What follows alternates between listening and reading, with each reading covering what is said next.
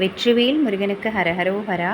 ഇന്ന് വെള്ളിയാഴ്ച രാവിലെ ഭഗവാന് ദീപാരാധന പൂജയെല്ലാം ചെയ്തു.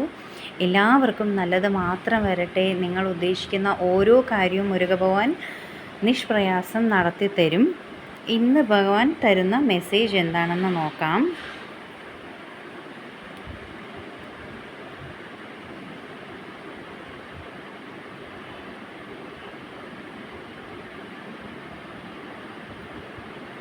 Each challenge is a step towards awakening. Without trials, there is no growth. Without struggle, there is no strength. I do not test you to break you. I guide you to rise.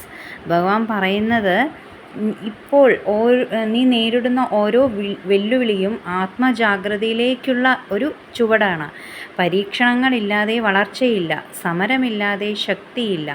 നിങ്ങളെ തകർക്കാനല്ല ഞാൻ നിങ്ങളെ പരീക്ഷിക്കുന്നത്, നിങ്ങൾ ഉയരാൻ ഞാൻ വഴികാട്ടുകയാണ്. നിങ്ങൾ ഉയരാൻ ഞാൻ വഴികാട്ടുകയാണ്. കിട്ടുന്ന ഓരോ പരീക്ഷണങ്ങളും ഈ ഭഗവാൻ തരുന്ന പ്രസാദമാണെന്ന് കരുതുക.